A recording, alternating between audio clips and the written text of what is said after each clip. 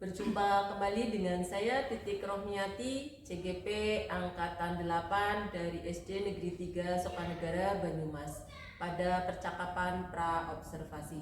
Kali ini saya tidak sendiri, saya ditemani oleh rekan sejawat saya, yaitu Ibu Putri Lestari. Beliau adalah guru agama Islam di SD Negeri 3 Sokanegara. Assalamualaikum Bu Putri. Waalaikumsalam Bu Titik. Sehat Bu Putri? Alhamdulillah. Oke.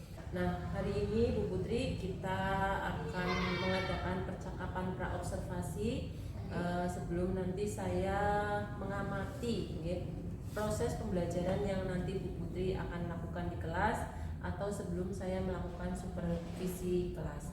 Nah, adapun tujuan dilakukannya supervisi ini adalah untuk mengetahui dan juga mengevaluasi jalannya proses pembelajaran yang Bu Putri lakukan. Dan kenapa kita hari ini melakukan percakapan observasi, itu adalah sebagai persiapan awal sebelum Bu Putri melakukan pembelajaran agar nantinya lebih siap dan lebih percaya diri, sehingga dalam memberikan pembelajaran bisa yang terbaik bagi murid-murid. Nah, begini Bu Putri, ada beberapa pertanyaan yang akan saya sampaikan kepada Bu Putri. Yang pertama berkaitan dengan tujuan pembelajaran yang akan Bu Putri laksanakan nantinya. Kira-kira apa itu Bu Putri, tujuan pembelajaran yang ingin Bu Putri capai nantinya? Ya, baiklah Bu Titik. Berhubung minggu ini kita sudah memasuki materi bab 2 yaitu rukun iman, maka tujuan pembelajaran yang akan saya capai yang pertama adalah peserta didik nanti diharapkan mampu mengenal keenam rukun iman dengan baik. Kemudian mereka juga mempercayai keenam rukun iman tersebut dari dalam hati, kemudian nanti bisa dilakukan secara tindakan dalam kehidupan sehari-hari. Dan juga nanti diharapkan juga peserta didik mampu menghafal keenam rukun iman dengan lancar. Itu titik tujuan pembelajaran untuk bab yang akan saya lakukan nanti di kelas 1. Baik, jadi ada 3 tujuan pembelajaran ya Bu Putri tadi yang ingin Bu Putri capai. Nah, berikutnya bagaimana area pengembangan yang ingin Bu Putri capai pada observasi ini? Baiklah, untuk area pengembangannya adalah yang jelas kemampuan kognitif ya Bu Titik ya, dimana anak-anak nanti mampu atau memahami tentang pengertian rukun, kemudian pengertian iman, pengertian rukun iman, dan juga keenam dari rukun iman tersebut. Itu yang pertama, kognitifnya. Kemudian nanti juga sikapnya Bu Titik. Nah, setelah nanti mereka tahu keenam rukun iman, mereka pasti akan tahu bagaimana mereka akan bersikap nantinya, akan lebih berhati-hati karena mereka tahu ada Allah yang mengawasi, ada malaikat yang mengawasi dan sebagainya. Seperti itu Bu Titik. Oke, siap. Baik, jadi area pengembangan yang ingin dicapai oleh Bu Putri itu adalah bagian kognitif dan sikap dari murid nantinya ya, betul ya. Nah, coba Bu Putri, saya ingin mendengar bagaimana rancangan pembelajaran Bu Putri yang akan diterapkan dalam kelas. Mungkin dari segi strategi pembelajarannya, model pembelajarannya, atau dari metode pembelajarannya Bu Putri. Baiklah Bu Titik. Untuk skema ya Bu Titik ya, Ya, untuk skema pembelajarannya di mana saya harus bisa memilih model atau metode yang tepat untuk pembelajaran saya kali ini. Saya memilih model pembelajaran tatap muka, di mana nanti metode pembelajarannya adalah ada ceramah sedikit atau penyampaian materi secara garis besar, dan kemudian nanti ada tanya jawab untuk membangkitkan gitu ya, membangkitkan semangat anak-anak untuk bertanya, dan nanti saya menjawab. Kemudian diskusi kelompok, di mana nanti saya akan membagi kelas menjadi beberapa kelompok dengan memperhatikan kemampuan mereka. Jadi di sini saya juga menggunakan metode diferensiasi ya Bu Titik. Kemudian juga nanti ada yang namanya kita bermain matching card, atau anak-anak akan menjodohkan kartu-kartu nomor dan juga rukun iman yang sudah nanti saya siapkan. Seperti itu Bu Titik. Oke, Bu Putri, berarti nanti Bu Putri akan menggunakan model tatap muka, nggih, langsung bertemu dengan Iya, murid. Kemudian dengan metodenya ada ceramah, tanya jawab, diskusi kelompok, diferensiasi dan juga matching card. Iya, ya, betul. nggih. Nah, Bu Putri, kira-kira nanti media pembelajaran apa yang mau dipakai oleh Bu Putri dalam pelaksanaan pembelajaran kelas ini? Ya, baiklah. Untuk medianya sendiri, ya berarti saya akan menggunakan kartu ya Bu Titik ya, yang berisi macam-macam rukun iman, dari rukun iman pertama sampai dengan rukun iman ke-6. Kemudian nanti ada nomor gitu, ada kartu nomor 1 sampai 6, di mana nanti akan digunakan untuk pembelajaran yang metodenya matching card atau menjodohkan kartu. Seperti itu Bu Titik. Oke, berarti nanti media pembelajarannya kartu ya. Kayaknya nanti anak-anak lebih agresif, lebih Iya, lebih aktif aktif. ya, Bu. Iya, oke. Nah, kira-kira kapan Ibu Putri akan melaksanakan kegiatan pembelajaran ini? Baiklah, untuk waktunya saya ini menyesuaikan dengan jadwal anak-anak ya Bu Titik, karena ini kelas 1 dan berhubung kelas 1 itu adalah jadwalnya pada hari Jumat. Jadi nanti saya akan melakukan pembelajaran ini pada hari Jumat yang akan datang. Oke, berarti nanti di hari Jumat, kemudian kelas 1B ya Bu Putri. Ya. Insya Allah saya akan datang ke kelas Bu Putri dan saya akan melakukan supervisi kelas. Ya, saya akan melihat dan mencatat hal-hal apa saja yang terjadi di dalam kelas Bu Putri. Nah, nanti setelah Bu Putri melakukan observasi atau pembelajaran dalam kelas, kita akan mengadakan percakapan lagi Bu Putri, percakapan terakhir, yaitu percakapan pasca observasi yang nantinya juga akan didampingi oleh pengajar praktik. Nah, sebelum kita akhiri Bu Putri, kira-kira apa yang Bu Putri dapatkan dari hasil percakapan kita hari ini Bu Putri? Baiklah, yang jelas pastinya kita bisa bertukar informasi ya Bu Titik ya, karena kita sama-sama mengajar kelas 1, maka kita bisa bertukar informasi bagaimana Bu Titik bisa tahu apa saja yang akan saya lakukan pembelajarannya di kelas 1, karena kan ini di kelasnya Bu Titik juga, jadi nanti kan Bu Titik bisa tahu dan kita bisa menyiapkan yang terbaik lah buat anak-anak, seperti itu. Siap. Ya, terima kasih Bu Putri waktunya. Terima sama-sama. kasih sudah berkenan berbincang-bincang dengan saya di percakapan pra observasi ini. Nanti kita akan bertemu kembali ya Bu Putri di observasi di kelas 1B hari Jumat ya. Demikian percakapan kita hari ini. Sampai bertemu kembali pada percakapan observasi kelas dan juga percakapan pasca observasi. Wassalamualaikum warahmatullahi wabarakatuh. Waalaikumsalam warahmatullahi wabarakatuh.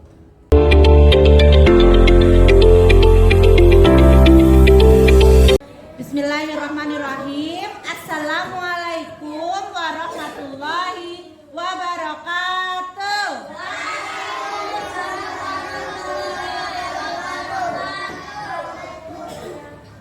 Oke, mari kita membaca Asmaul Husna terlebih dahulu ya. Sekarang kita hafalan dulu ya. Sebelum kita mulai ke pelajaran, kita hafalan terlebih dahulu. Yang pertama surat Al-Fatihah. Yuk, kita mulai dari awal ya.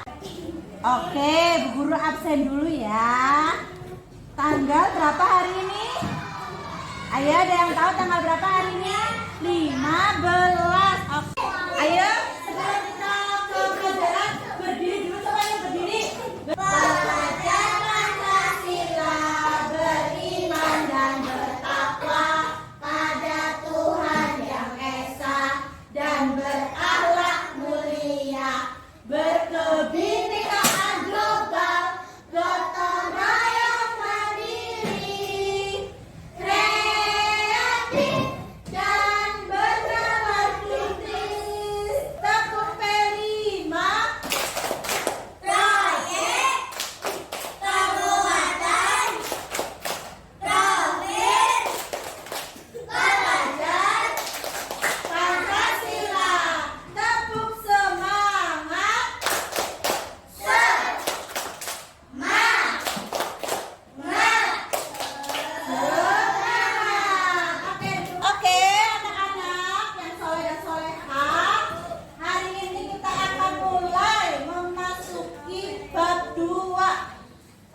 tentang mengenal rukun Islam. Tujuan pembelajaran kita pada hari ini yang pertama adalah nanti kalian akan mengetahui ya apa itu rukun iman. Nah, setelah mengetahui, kalian bisa menjelaskan apa sih rukun iman ya. Selanjutnya nanti kalian bisa menghafalkan rukun iman tersebut. Nah, sebelum guru lanjut nih, mungkin ada dari kalian yang sudah tahu apa itu rukun iman. Coba berapa coba jumlah rukun iman? Ada yang tahu nggak? Hah? Berapa Abdul? 6. Good job. Ternyata Abdul tahu ya rukun iman itu jumlah. Oh, di TK. Iya betul. Iya, Alif juga tahu ya. Rukun iman itu jumlahnya 6. Berbeda dengan rukun Islam ya. Kan katanya saya tahu rukun Islam. Jumlahnya ada berapa coba? Betul. Kalau rukun Islam itu jumlahnya ada 5. Sementara rukun iman itu ada 6. Nah, betul. Sekarang kita akan belajar tentang rukun iman. Ya. Coba, itu tadi kan kalian punya buku ya, buku pendidikan agama Islam ya yang materi ya.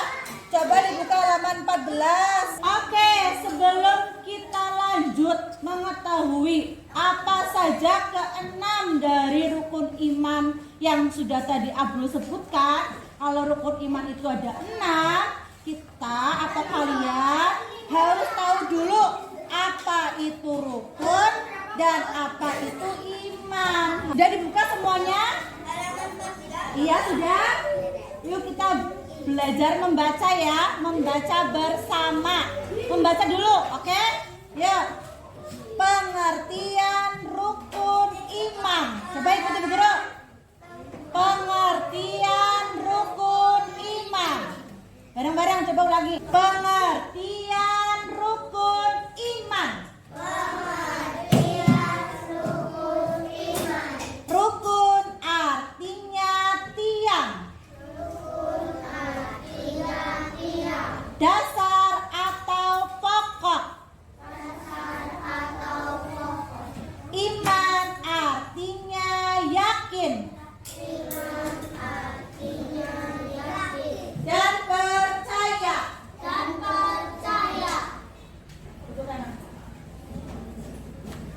Dilihat KKS-nya dilihat. Rukun iman artinya pokok-pokok iman. Yaitu hal-hal yang pokok atau mendasar yang harus diimani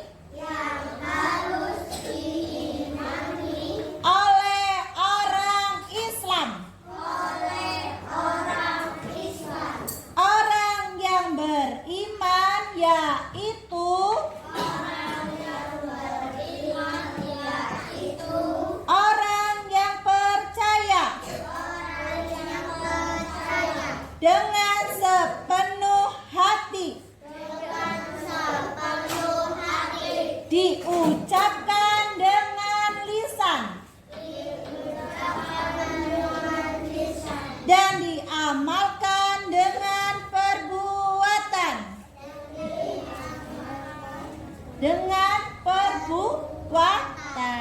Oke anak-anak. Nah, untuk mengingatkan kembali tentang rukun iman atau agar kalian cepat menghafal ke-6 rukun iman, Bu Guru ada lagunya nih biar kalian bisa cepat menghafal.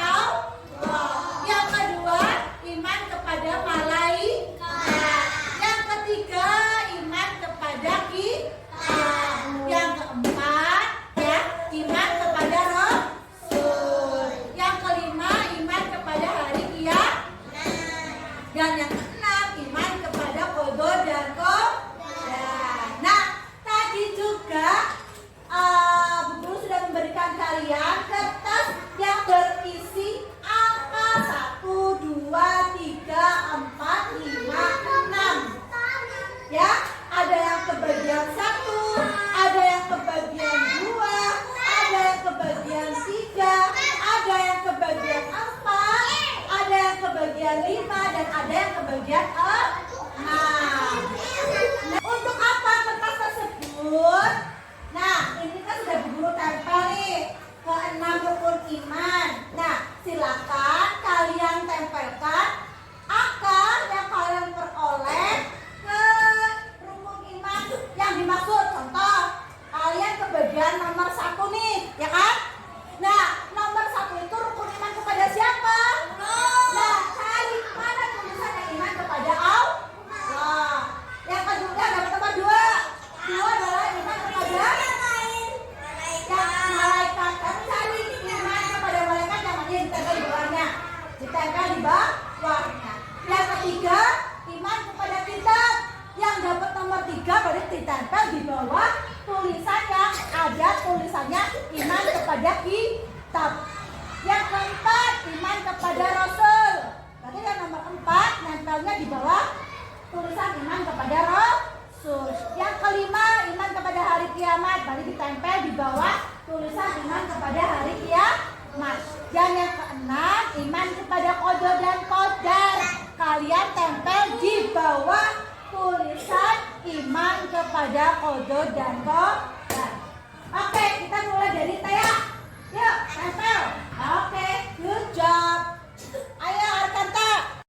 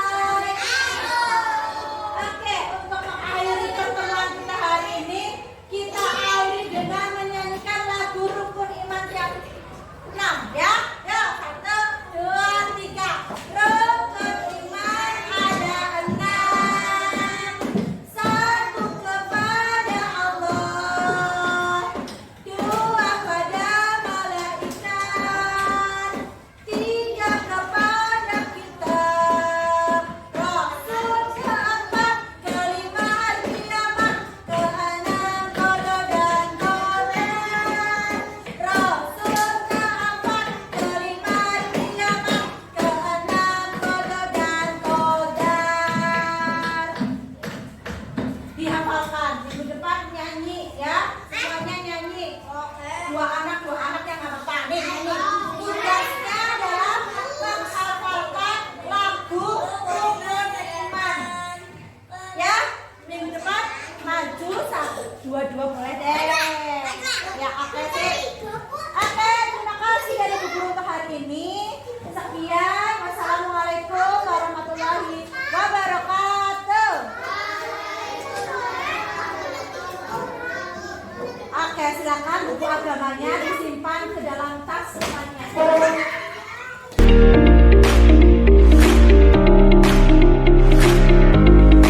Assalamualaikum warahmatullahi wabarakatuh. Waalaikumsalam warahmatullahi wabarakatuh. Berjumpa kembali pada percakapan pasca observasi bersama saya Titik Rohmiati, CGP Angkatan 8 SD Negeri 3 Sokanegara, Kabupaten Banyumas. Saya masih ditemani oleh Ibu Putri Lestari. Beliau sebagai guru yang telah saya observasi pada kegiatan supervisi akademik. Dan saya pun ditemani oleh Bapak Cipto Waluyo sebagai pengajar praktik pada pendidikan guru penggerak Angkatan 8. Assalamualaikum Pak Cipto. Waalaikumsalam warahmatullahi. Assalamualaikum Bu Putri. Waalaikumsalam warahmatullahi wabarakatuh. Bagaimana Bapak Ibu kabarnya hari ini? Baik. Baik, ya. Baik. Baik. Pada percakapan pasca observasi ini, saya akan memberikan pertanyaan-pertanyaan kepada Bu Putri terkait dengan jalannya proses observasi kelas yang sudah Bu Putri lakukan dengan tujuan untuk mengevaluasi sejauh mana proses pembelajaran yang sudah Ibu Putri lakukan. Untuk pertanyaan yang pertama, Bu Putri, bagaimana perasaan Bu Putri terkait dengan jalannya kegiatan observasi kelas yang sudah berlangsung kemarin? Baiklah, baik. Saya akan mencoba jawabnya ya. Alhamdulillah, mungkin kemarin saya merasa tegang ya, walaupun sudah terbiasa mengajar, tapi karena diawasi, jadi saya merasa mungkin grogi ya Bu Titik ya. Tapi alhamdulillah anak-anaknya bisa diajak kerjasama dan bisa mengikuti pembelajaran dengan baik. Seperti itu Bu Titik. Baik Bu Putri, bisa diceritakan kembali Bu Putri tentang area pengembangan yang Bu Putri lakukan di dalam kelas, baik itu dari langkah-langkah atau tahapan-tahapan pembelajaran yang sudah Bu Putri lakukan. Baiklah Bu Titik, saya di sini akan mencoba menceritakan kembali ya Bu Titik, dimana saya sudah menyampaikan di pra observasi bahwa Bu Titik bertanya area pengembangan apa yang akan saya lakukan. Pertama adalah sesuai dengan tujuannya ya Bu Titik, bahwa nanti anak-anak akan mempercayai akan adanya iman, kemudian nantinya mereka setelah mempercayai, kemudian nanti mereka akan bisa menyebutkan keenam buku iman yang benar, kemudian nantinya mereka juga akan membiasakan diri lah ya, karena sudah tahu apa itu rukun iman, maka dalam kehidupan mereka dalam sehari-hari pastinya mereka akan bertindak dengan hati-hati seperti itu. Jadi area pengembangan di sini secara seperti sikap, kemudian kognitif seperti itu. Iya, oke. Jadi area pengembangan yang akan dikembangkan oleh Bu Putri waktu itu adalah sikap dan kognitifnya. Nah, sejauh mana Bu Putri area pengembangan yang sudah Bu Putri lakukan dan yang disampaikan tadi, apakah sudah berhasil dilakukan dan kira-kira berapa persen sudah mencapai berapa persen? Ya, kalau untuk berapa persennya mungkin masih dalam tahap berkembang ya Bu Titik, karena sesuai dengan hasil evaluasi kemarin kan waktu itu langsung evaluasi ya, ternyata beberapa anak memang masih belum bisa menyebutkan rukun iman dengan lancar, masih tersendat-sendat, jadi mungkin masih dalam tahap perkembangan beberapa anak. Tapi kalau untuk anak-anak yang lain, untuk beberapa anak yang lain juga sudah di tahap mereka sudah mahir. Nah, menurut Bu Putri dari apa namanya yang tadi Ibu sampaikan itu, kira-kira apa sih kekurangan atau kendala apa yang Bu Putri lakukan pada saat observasi kemarin? Kalau masalah kendala atau hambatan itu pasti ada ya Bu Putri, karena kita mengajar anak-anak kelas 1 di mana mereka dari usia TK ya Bu, berarti Iya. pasti hambatannya ada, di mana anak-anak masih ada beberapa anak yang mungkin pasif karena mungkin mereka belum mampu untuk mengikuti pembelajaran yang kita berikan. Jadi ya hambatannya itu mungkin nanti untuk evaluasi ke depan bagaimana saya bisa memilih metode yang tepat untuk anak-anak yang memang masih belum bisa mengikuti pembelajaran seperti teman-teman yang lain. Jadi ada beberapa siswa yang masih pasif ya Bu, Iya. jadi belum bisa mengikuti pembelajaran gitu, mungkin masih dalam tahap pra SD lah Iya. gitu. Ya, oke, oke. Nah, kira-kira Bu Putri apa yang akan selanjutnya Bu Putri laksanakan dengan kendala-kendala atau hambatan-hambatan yang terjadi kemarin pada saat pembelajaran di kelas?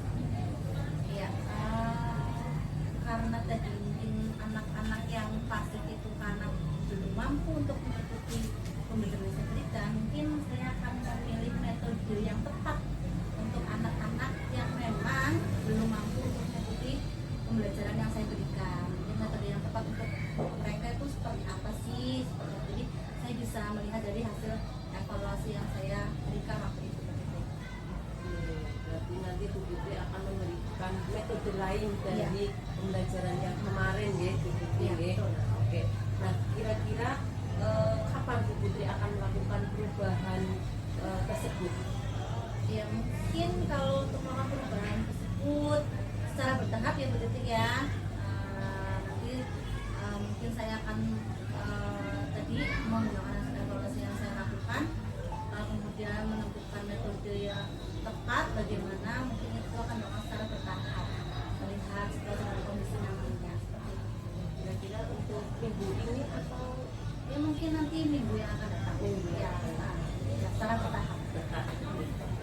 Ya, terima kasih Bu Putri atas jawaban-jawabannya tadi.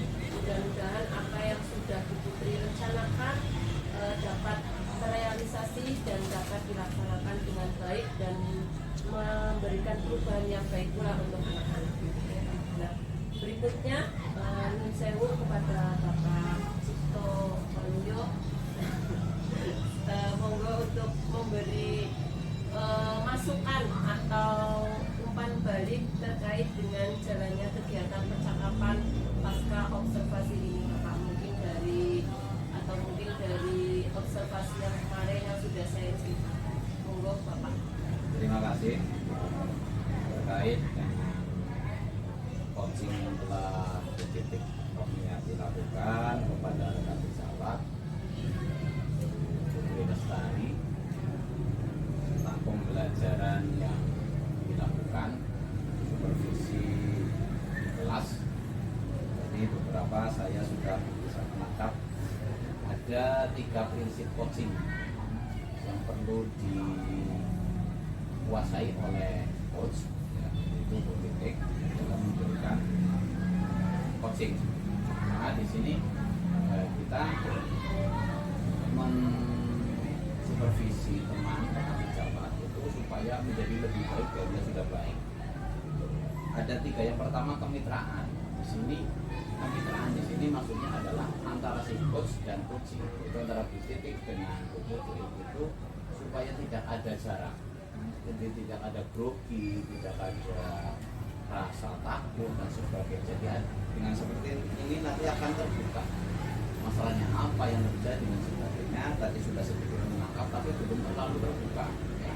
Walaupun sudah teman tapi ada rasa grogi dan sebagainya. Jadi untuk menjawabnya itu sedikit kurang bebas dan kurang leluasa dalam menggali informasi. Kemudian yang kedua adalah kreativitas dari si coach atau bagaimana cara untuk mengolah kata-kata dan menangkap kunci yang telah disampaikan oleh Bu Putri. Kata-kata ini harus ditangkap dan sebagainya. Dari sini nanti menyambung lagi kemana. Itu juga sudah nyambung tapi belum terlalu. Beberapa kata ada yang miss, tentang sepotong tidak lagi dengan yang lainnya. Ya, terus misalkan sudah sampai angka berapa menurut Ibu dalam proses pembelajaran? Kalau persentasenya antara misalkan dari angka 1 sampai 10 dengan di posisi angka berapa? Oh, angka 7. Ya 7 itu maksudnya di mana? Kenapa seperti itu? Terus dikejar. Itu kata kunci itu dikejar terus. Itu tadi ada sinyal tapi belum terlalu jelas. Kemudian dari situlah nanti kita bisa memaksimalkan potensi si coachnya berubah seperti apa, bagaimana cara untuk memaksimalkan untuk pembelajaran berpihak kepada murid.